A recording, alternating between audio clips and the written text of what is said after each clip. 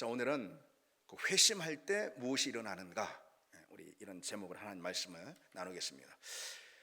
바울의 이야기가 오늘 본문에 나오죠. 이 바울은 우리가 잘 알듯이 다메섹 체험으로 그 믿음이 출발이 됐습니다. 그래서 이 회심의 사건이라 이렇게 말하잖아요. 바울은 원래 로마 제국의 한 그 성인 길리기아라는 성, 그 성의 한 도시인 다소라는 도시입니다. 이 다소는 당시에 이 헬라 문화 또는 헬라 교육으로 유명했던 그런 도시입니다. 바로 그것 출신이에요. 이 바울은 처음부터 골수 유대인이었습니다. 그 조상부터 해가지고요. 그래서 다소에서 어린 시절 그 헬라 교육을 받았어요. 헬라식 교육으로. 그리고 그가 젊어서 예루살렘에 와가지고 그 저명한 율법학자인 가말리엘의 문화생이 됐습니다. 타고난 그런 재능이 있었던 것 같고요. 그리고 비범한 지성이 있었어요. 그래서 학문적인 진보를 그가 젊은 날 크게 이뤘던 것 같고요. 그래서 이제 결국은 바리새적인 이 율법주의로 무장한 그런 랍비가 됐던 것이죠. 그런 바울이 이제 보기에 그때 당시 한참 이제 기독교 운동, 복음 운동이 일어나지 않았어요. 예루살렘을 중심으로 했어요. 그런데 그 기독교 신앙이라는 것은 이 바울이 보기에는 완전히 엉터리에 불과했던 거예요. 그리고 예수는 하나님의 이름을 참칭하다가 죽은 그런 처형당한 이단의 괴수에 불과했습니다. 예수의 제자들 역시 그러한 수계를 따르는 그런 잔당들, 이렇게 바울의 눈에는 보였던 것이죠. 예루살렘 교회는 유대교를 위협하는, 바울이 그 생애의 중심에 두었던 유대교, 그것을 위협하는 이단에 불과했습니다. 바울이 보기엔 그랬어요. 그래서 바울은 대단히 분노했던 것이죠. 그리고 남녀노소 불문하고 가혹한 박해를 하기 시작했고요. 그 박해의 범위를 점점 확대했던 거예요. 그래서 저 다메섹은 예루살렘에서 북쪽으로 240km나 떨어진 지금 이제 시리아 지역이죠. 그곳까지 바울이 이 기독교인들을, 당시 초대교회를 박해하는 그 박해를 확장을 했던 거예요. 그래서 일주일이나 예루살렘에서 떨어진 그 다메섹까지 바울이 쫓아 올라갔던 것이죠. 이제 대제사장의 체포영장을 받아가지고요, 주변에 많은 수하들을 데리고 그 다메섹까지 이제 올라갔던 것입니다.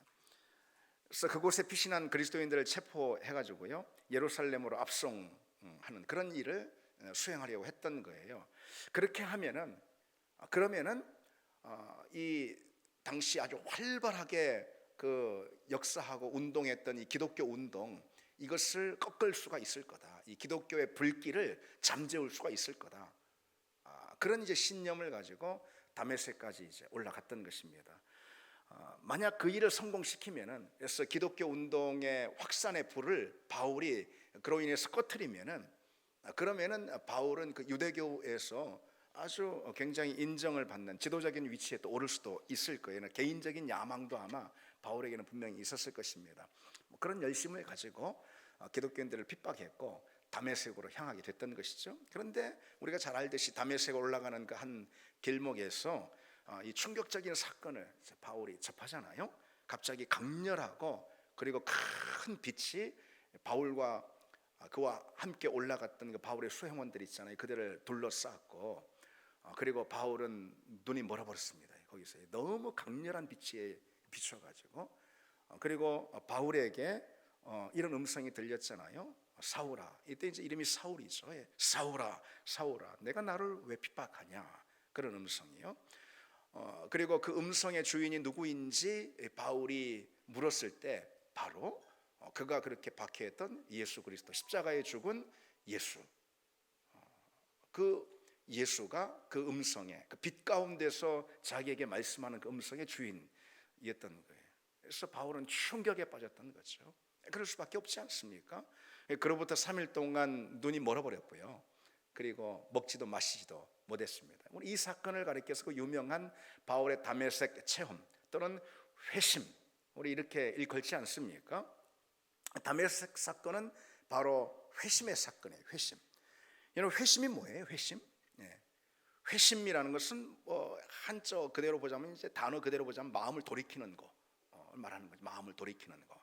그러니까 삶의 방향이 완전히 전환되는 거. 그래서 뭐 영어로는 컨버트라고 그럽니다. 컨버트. 완전히 뒤집어져서 바뀌는 것을 말하는 거예요. 이 회심이라는 것은 누구에게나 이 구원의 출발점이 됩니다. 하나님이 누구든 그를 선택하시잖아요. 하나님의 자녀 삼으시잖아요. 그러면은 그 즉시 일어나는 사건이 뭐라는 거죠? 회심이라. 회심. 이것은 누구에게나 다 일어나는 구원의 출발점이 되는 그런 사건이라는 거 우리가 기억해야 됩니다. 바울 같은 그런 사람들에게만 회심이 일어나는 것이 아니죠. 그런데 회심에는 이렇게 두 가지 종류가 있다고 볼 수가 있어요. 첫 번째로는 아주 극적으로, 아주 드라마틱하게, 극적으로 강렬하게 일어나는 그런 사건, 그런 사건에 의한 회심, 이게 있습니다. 어떤 압도적인 신앙 체험을 통해서 그야말로 그 마음이 뒤집어지고 변화되는 거, 회심이죠. 그런 회심이 있어요. 바울의 경우가 그런 것이죠. 그런데 두 번째로 이 회심은요, 점진적인 과정 안에서 이 회심의 사건이 일어나기도 합니다. 그런 경우에는 언제 무엇을 통해서 내가 과연 마음이 돌이켜졌고, 그렇죠? 마음이 돌이켜졌고, 그리고 내가 예수를 그렇게 해서 믿게 되었고 구원을 받았는지 언제 어떤 사건을 통해서 이렇게 딱 특정하기가 사실 어려운 것이죠. 기억에 남는, 인상에 남는 어떤 압도적인 신앙 체험이라는 것이 없을 수가 있는 거예요. 그러니 언제부터 내가 예수를 믿고 구원을 받았는지 어쩌면은 그에 대한 확신이 사실 흐릿할 수도 있습니다. 그러나 이제 분명한 것은 지금 내가 예수를 믿는 거 이 사실만큼 분명하니까 그렇잖아요. 이건 부정할 수 없는 거. 내가 지금 예수를 믿고 내가 예수를 영접했다. 내가 복음의 진리 가운데 있다. 이 사실만큼은 이제 분명한 거란 말이죠. 그러니 내가 딱 특정할 수 있는 어떤 사건이나 어떤 때는 없을 수는 있지만은 분명 어느 때에 뭐가 일어났었어요? 뭐가 일어났죠? 회심. 그렇죠. 회심의 사건이 일어난 것만큼은 분명한 거예요. 디모데의 경우가 성경에 보자면 그렇다라고 말할 수가 있죠. 어쨌든 이 바울처럼요, 회심이 극적인 사건을 이렇게 동반할 때, 다메섹 같은 그런 극적인 사건을 동반할 경우에 구원에 대한 그 인식이 분명한 그런 면이 있죠. 당연히 뭐 그런 분명한 체험이 있으니까 바로 그때 그 사건으로 인해서 나는 뒤집어졌고, 그때 난 주님을 영접했고, 나는 그때 무릎을 꿇었고 주님 말씀에 순복하게 되었다. 뭐 이렇게 말할 수 있는 뭐 그런 이제 경험이 있는 거잖아요. 그러나 디모데 같은 경우 있죠.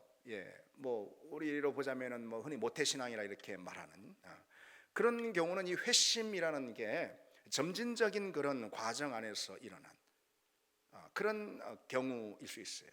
그런 경우는 이 구원에 대해서 분명한 그런 확신을 갖지 못하는, 물론 가져야 되는데요, 그런 경우도 있을 수 있는 거죠. 그래서 내가 구원받았나 의심하는 그런 경우도 있을 수 있습니다. 그럼에도 여러분, 우리는 우리의 구원에 대해서 의심을 가져서는 안 되는 거예요. 그런 경우 말이죠. 어떤 극적인 사건, 어떤 회심의 때라고 내가 분명 특정할 수 있는 그런 어떤 내 삶이, 내 어떤 마음이 달라지고 변화된 바로 그때로부터 난 예수 그리스도를 믿었고 주님의 자녀가 되었다라고 말할 수 있는 그런 특정한 경험이 없다 하더라도 우리는 우리 구원에 대해서 의심을 해서는 안 된다는 거죠. 하나님께서 우리 영혼 안에 조용히 이루신 그 구원의 사건을 우리가 어떤 특별한 경험이라 할 만한 것으로 느끼지 못할 수도 있기 때문에 그런 것입니다. 사실 많은 경우가, 많은 그리스도인들이 그런 경우에 해당할 수도 있는 거죠. 어쨌든 근데 중요한 건 뭐냐면요, 이 회심의 사건이 극적이고 드라마틱한 그런 사건으로 체험되느냐, 아니면은 이 점진적인 과정에 의해서 어떤 특정한 사건을 말할 수 없는, 그러나 예수를 믿게 된 그런 경우이든요, 그게 중요한 게 아니라는 것이죠. 중요한 건 뭐죠? 회심으로 인해서 일어난 그 결과 있잖아요. 회심으로 인해서 어떤 일이 일어나게 됐는가, 바로 그것이죠. 그게 중요한 거예요. 다시 말해서 회심의 내용이 중요하다, 이런 거예요. 회심할 때 과연 어떤 일이 일어나는가? 그래서 일어난 그 일의 결과가 곧 나의 삶을 말해주는 것이죠. 회심 가운데 어떤 분명한 일이 일어납니다, 여러분. 일이 일어나요. 분명한 어떤 사건이 일어나요. 회심은 분명 그런 일을 동반합니다. 그 동반된 그 일이 지금 나의 인생의 결과가 됐는가? 지금 내 인생을 말해주고 있는가? 그게 중요하다는 거예요. 뭐 옛날에 어떤 대단하고 극적인 사건을 통해 나는 주님을 만났다, 이게 중요한 게 아니라는 것입니다. 자, 그러면은 여러분, 이 회심할 때 무엇이 일어나는가? 그것이 지금 나에게도 있는가? 이걸 묻는 게 더 중요하다는 거죠. 그렇죠? 그렇다면은 오늘 바울의 다메섹 회심을 통해서 회심할 때 과연 무엇이 일어나는지 우리가 오늘 그 점을 좀 살펴보려고 하는 거죠. 첫 번째, 오늘 본문 다메섹 체험을 통해서 회심할 때, 회심은 누구에게든 다 있는 사건인데요, 회심 없이 어떻게 우리가 예수를 믿는다 말할 수 있어요? 누구에게든 있는 사건인데, 그러면 이 바울의 다메섹 체험을 통해서 보여주는, 성경이 말해주는 회심할 때 일어나는 일이 뭔가? 그게 우리에게도 있다, 이 말이죠. 오늘 본문은 세 가지로 말해주고 있습니다. 첫 번째가 뭐냐면은, 회심할 때 우리는 빛을 만납니다. 빛을 경험해요. 오늘 본문 3절을 보세요. 바울이 길을 가다가 다메섹에 가까이 이르더니 호련히 하늘로부터 빛이 그를 둘러 비추는지라 그랬습니다. 이게 회심의 사건에 있어서의 결정적인 사건입니다. 바울은 강렬하고 밝은 빛을 봤어요. 그래서 눈이 멀어버릴 정도로. 근데 여기서 중요한 것은 육신의 눈을 멀게 할 정도로, 잠시 3일 동안 멀게 됐던 거죠. 어쨌든 육신의 눈을 그렇게 멀게 할 정도로의 그런 물리적으로 강렬한 빛, 그게 중요한 포인트는 아니에요. 여기서 중요한 게 뭐예요? 그 빛 가운데 계신 분이 누군가, 이거예요. 바로 예수 그리스도죠. 그 빛을 동반하고 빛 가운데 나타나신 분이 누구인가, 이게 중요한 거죠. 예수 그리스도라는 것이죠. 그게 핵심입니다. 바울은 빛이 둘러 비추는 가운데 주님을 만났어요. 그 빛은 지금까지 자신을 깊이 덮고 있던 어둠을 폭로했던 거예요. 몰랐어요. 자기가 어둠 가운데 있는지 몰랐던 것이죠. 어둠 가운데 있었다는 사실을 뭘 통해서 확인하게 되었습니까? 그에게 강렬한 빛이 둘러 비추자 그 빛 가운데 그리스도께서 계셨는데, 그걸 통해서 난 지금 완전히 어둠 가운데, 칠흑 같은 어둠 가운데 있었구나라는 것을 그때 비로소 깨닫게 된 것이죠. 그것이 바로 회심의 사건에서 반드시 일어나야 할 그런 내용이라는 겁니다. 그래서 기독교의 회심이라는 것은요, 다른 종교 회심과는 전혀 다릅니다. 다른 종교들은 보통 종교적인 회심이라고 말할 때 어떻습니까? 그 내면으로부터 시작되는 그 자기 안에서 시작되는 어떤 각성, 깨달음, 뭐 그런 것들이 있잖아요. 그런 것들이 바로 이 회심의 출발점이 되곤 합니다. 뭐 제일 쉬운 예로 불교가 그런 거 아니겠어요? 불교가 자기 내면으로부터 어떤 각을 해요. 어떤 새로운 깨달음을 갖습니다. 그게 아니고 이거지, 뭐 이런 깨달음이 있잖아요. 종교적인 깨달음이죠. 신앙의 깨달음. 이것이 어디에서 일어납니까? 자기 내면에서 일어나는 거예요. 내면에서요. 그게 바로 종교입니다. 그러나 이 기독교의 회심이라는 것은 정반대의 사건이에요. 충격이 오는데 내면에서 일어나는 충격이 아니고 외부에서 타격하는 그런 충격이에요. 그걸 통해서 회심의 사건이 일어납니다. 외부로부터 강렬한 진리의 빛이, 강렬한 복음의 빛이 내게 비추는 거예요. 그것이 내 심령을 강타합니다. 그걸 통해서 내가 어둠 가운데 있었구나, 내가 거짓 가운데 있었구나, 내가 죽음 가운데 있었구나, 이것을 비로소 깨닫게 되는 거예요. 내면에서 일어나는 어떤 깨달음이나 각성이 아니라는 거예요. 외부에서 강타하는 충격, 바로 그것입니다. 그게 뭐죠? 복음이죠. 예수 그리스도 진리인 것이죠. 그게 빛으로 오늘 표현되어 있습니다. 회심은 하나님으로부터, 다시 말해서 나의 밖에서 내게 오는 충격, 빛이라는 충격이죠. 그것과 부딪히는 사건, 이게 바로 회심입니다. 하나님의 빛, 그것과 부딪히는 것이죠. 하나님의 빛은 뭘 의미합니까? 하나님의 영광을 말하는 거예요. 하나님의 빛은 하나님의 거룩하심을 말하는 거예요. 하나님의 선하심과 하나님의 아름다우심을 말하는 거예요. 하나님의 권능과 하나님의 능력을 말하는 것이죠. 그 빛은 곧 하나님의 진리를 말하는 거예요. 하나님 그분을 말하는 것이고 예수 그리스도 그분을 말하는 것이죠. 이게 바로 빛입니다. 뭐 그냥 저런 빛이 비춰가지고 우리 눈이 이렇게 잠시 멀게 할 정도로 강렬한 빛이다, 물리적인 빛, 그런 거가 아닌 것이죠. 그건 상징적인 것입니다. 그만큼 하나님의 빛이, 진리의 빛이, 그리스도 십자가의 빛이 바울 심령을 꿰뚫을 정도로 강하게 임했다라는 것을 상징적으로 보여주는 것이죠. 그래서 바울의 눈이 멀 만큼요. 그래서 바울로 하여금 뭘 깨닫게 했던 것이죠. 바울이 그동안 자기가 빛 가운데 있다고 스스로 속았던 것이죠. 나야말로 밝은 빛에, 유대교라는, 율법이라는 그런 밝은 빛에 내가 살고 있었는데 저 어둠에 있는 것들이 이렇게 여겼던 것이에요. 그들에게 빛을 비추려고 했던 것이죠. 다시 말해서 그리스도인들에게, 초대교회 성도들에게. 그러나 실은 그게 아니고 정반대였던 것이죠. 자기야말로 깊은 어둠 가운데 있었던 것이고 거짓 가운데 놓여 있었던 거예요. 그게 무엇이 확인해 줬죠? 빛이. 그리스도의 빛이 확인해 줬던 거예요. 그래서 바울은 그걸 통해서 뒤집어집니다. 그게 바로 회심의 사건이에요. 회심의 사건.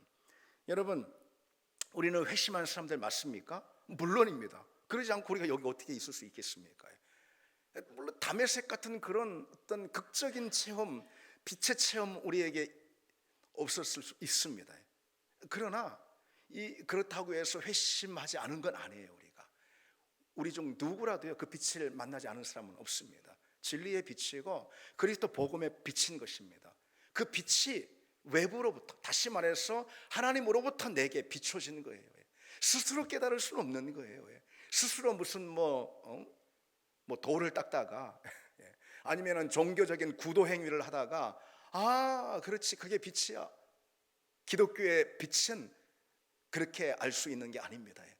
외부로부터, 곧 하나님이 우리에게 주시는 거예요. 그것이 우리에게 충격적인 사건과 과정이 되는 것이죠. 그걸 통해서 나야말로 깊은 어둠 가운데 있었다라는 것을 발견하게 되는 것이고, 오직 복음만이, 오직 말씀 안에서만 하나님의 참된 빛이 있음을 깨닫고 또 고백하게 되는 사건입니다. 우리는 그런 점에서 다 회심한 사람들인 것이죠. 회심한 사람만이 그리스도인이 될 수가 있습니다. 여러분 어떻습니까? 우리는 그 빛을 만났습니까? 만났습니까? 물론이죠. 우리가 그리스도를 만났다는 건 빛을 만난 것이고, 우리가 말씀 안에서 하나님의 진리를 만났다는 것은 곧 빛을 만난 것입니다. 빛을 만난 사람이 어떻게 다시 어둠 가운데 돌아갈 수가 있겠습니까? 그렇지 않습니까? 진리의 빛을 만난 사람이 어떻게 거짓 가운데, 어둠 가운데 들어갈 수 있고, 하나님의 영광의 빛을 만난 사람들이 어떻게 우리 세상 가운데 다시 돌아갈 수가 있습니까? 우리는 빛을 만난 사람들입니다. 그것을 우리가 잊지 않는 우리가 되기를 바랍니다. 그게 바로 회심 때 일어나는 일이고, 그리고 여전히 우리 가운데 있는 사건인 거예요. 빛이 우리에게 임한 사건. 두 번째로, 회심할 때 무엇이 일어날까요? 내가 누구인가에 대한 진정한 자각이 일어납니다. 그게 회심의 사건인 거예요. 자기 자신에 대한 새로운 자의식, 자각이 일어나는 거예요. 본문 4절에 보면은 바울이 어떻게 됐죠? 빛이 비추니까 어떻게 됐죠? 그만 말에서 떨어져 가지고선 그가 땅바닥에 엎드려 버립니다. 그렇죠. 바울이 엎드린 것, 여기서 땅에 납작 엎드린 것은 주님을 향한 경외심 때문에 그런 게 아니에요. 이것은 주님을 알지도 못하는데 무슨 그것 때문에 그런 게 아니고요. 갑자기 비춘 그 강렬한 빛으로 인해서 자기도 모르게 그냥 땅에 납작 엎드리는 거예요. 마치 무슨 반사작용처럼 말이죠. 땅에 꼬꾸라져 버린 거예요. 한마디로 땅에 꼬꾸라져 버렸어요. 자기 몸이 그냥 땅에 그래서 납작 붙어버린 것이죠. 그것이 무엇을 의미할까요? 땅에 꼬꾸라져서 자기 몸이 그냥 땅에 붙어버렸어요. 그거예요. 그게 뭘 의미하는 걸까요? 하나님은 지금 바울이 땅에 붙은 그런 흙에 불과한 존재임을 깨닫게 하시는 거예요. 빛이 강렬히 비쳤어요. 말을 타고 가다 의기양양 타고 가다가 내게 진리가 있지, 내가 저것들을 가르칠 거야, 예. 그러면서 기독교를 박멸하려고 의기양양 가다가 빛이 갑자기 비쳐서 말에 떨어져서 그가 땅에 고꾸라져 붙어버립니다. 뭘 의미하는 걸까요? 하나님은 바울이 땅에 붙은 흙에 불과한 존재임을 가르쳐 주는 거예요.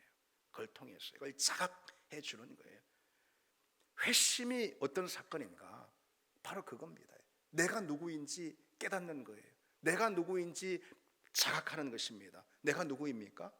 흙에 붙은 흙에 불과한 존재라는 거예요. 하나님께서 사람을 지으시고 뭐라고 부르시죠? 아담. 그렇죠? 아담이라고. 아담은 뭐예요? 흙이라는 거예요. 흙이 뭡니까? 아무것도 아닌 무가치한 존재. 부서지기 쉽고 흙은, 그리고 깨어지기 쉬운 그런 존재, 그게 흙이에요. 그래서 시편 103편 4절에 이는 그가 우리의 체질을 아시며 우리가 단지 먼지뿐임을 기억하심이라. 우리의 체질, 우리가 단지 먼지뿐이다 라는 이 고백이 있죠. 이것이 언제 일어나는 걸까요? 회심 때에, 회심할 때 일어나는 것입니다. 아무리 잘나고 똑똑하고 대단하고 뭐 그런 것처럼 스스로 여기에 세상 사람들이 자기가 이룬 것을 통해서, 자기가 성취한 것을 통해서 잘나고 의기양양 똑똑한 채 그렇게 합니다. 그러면서 바울은 진리를 가진 그런 그리스도인들을 박해하려고 지금 다메섹으로 올라가고 있는 거 아니겠어요? 그런데 그런 그를 쳐서 그 눈과 코가 크게 처박히게 만드십니다. 하나님께서. 뭘 깨달으라는 것이죠? 뭘 자각하라는 것입니까? 나는 아무것도 아닌, 하나님 없인 아무것도 아닌 그저 nothing, 그런 먼지 같은 존재다라는 것을 자각하게 하는 거예요. 그게 언제 일어납니까? 회심. 회심의 사건 때 일어나요. 회심은 바로 그 사실을 자각하는 영적인 사건입니다. 그래서 회심은 보통 여러분, 우리 인생이 바닥으로 추락하는 그런 사건이 있잖아요. 그런 걸 통해서 경험하게 되는 경우가 많아요.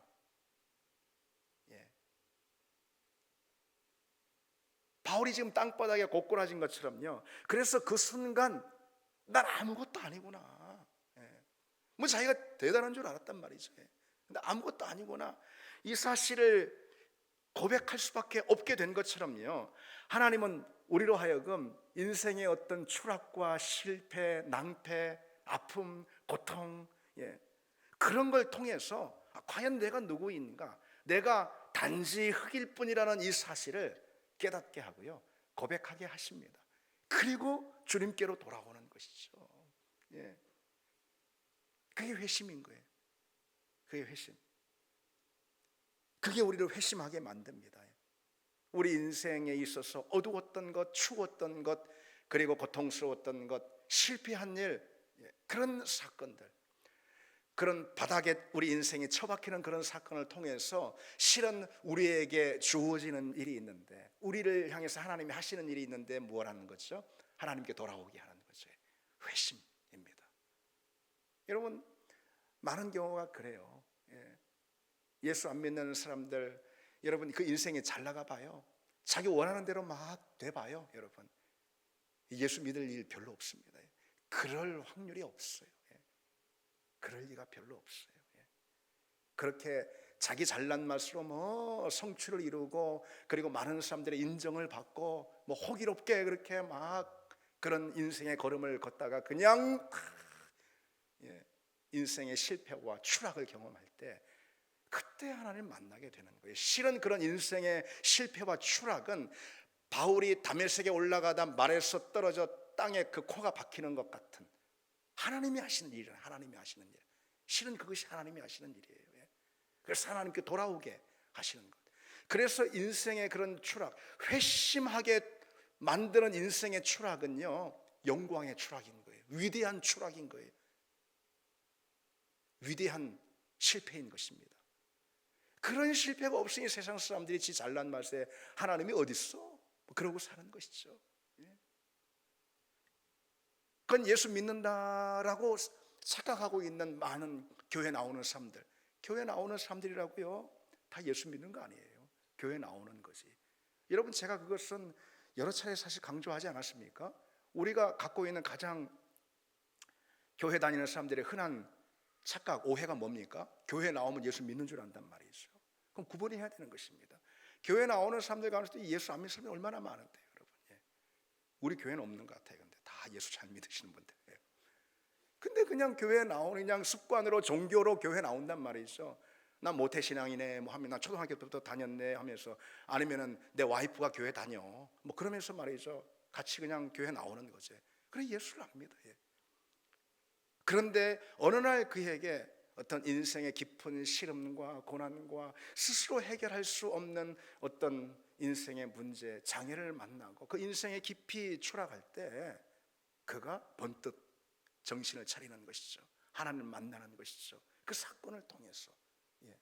그래서 그것은 위대한 추락이고 위대한 실패인 것입니다. 그것이 없는 것이 진짜 불행한 거예요. 10년을 교회 다녔대, 20년을 다녔대. 그래, 교회만 수고롭게 다니는 것이지 종교 생활하면서. 예수님 몰라요. 왜? 회심이 없었으니까. 회심, 컨버트, 마음이 이렇게 변화되는, 인생 삶 자체가 전환되는 그런 경험이 없는 거예요. 그럼 불행한 것이죠. 여러분, 어쨌든 회심할 때 뭐가 일어납니까? 내가 누구인지 직시하게 되는 거예요. 내가 누구인지. 나는 하나님 없이 아무것도 아닌 존재다. 바로 이거. 그것이 직시하게 되는, 그것을 직시하게 되는 거예요. 나는 하나님 없으면 내 인생은 nothing이다, 아무것도 아니다. 이게 고백되는 거. 여러분, 우리에게는 그런 고백이 있습니까? 우리가 회심한 사람이라면은 회심 가운데 뭐가 일어났어요? 바로 그거, 자기 자신에 대한 철저한 자각이 일어나는 것이 바로 회심 때 일어나는 거예요. 따라서 회심한 사람이라면은 누구든 바로 그 고백이 있는 거예요. 하나님 나라 갈 때까지 그 고백이 있는 거예요. 나는 하나님 없이는 아무것도 아닙니다. 바로 그 고백, 회심한 사람들의 고백입니다. 그리고 우리의 고백인 줄 믿습니다.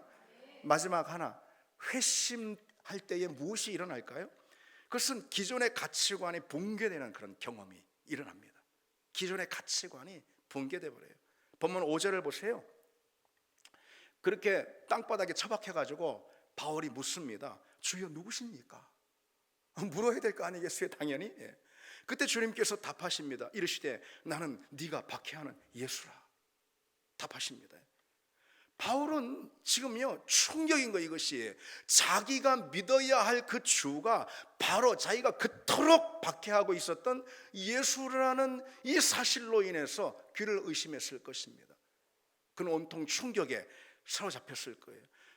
자신이 철석같이 믿고 있었던 그런 종교적인 기반이 있잖아요, 기초, 이것이 한순간에 무너져 버리는 것이잖아요. 바울은요 대단한 신념을 가지고 지금 이것이 옳은 일이야, 이것이 진리야, 이것이 참이야 하고선 지금 다메섹 올라가 가지고 예수를 박해하고 있는 거잖아요. 그렇죠. 그 예수는 나사렛 괴수야, 수괴야, 유대교의 이단이야, 하나님을 참칭했던 그런 이단이야 뭐 하면서 지금 그 예수를 박해하려고 한 거 아니겠어요? 그런데 그 예수가 주라는 거예요. 그 예수가 하나님이라는 거예요. 그 예수가 메시아 곧 그리스도라는 거예요.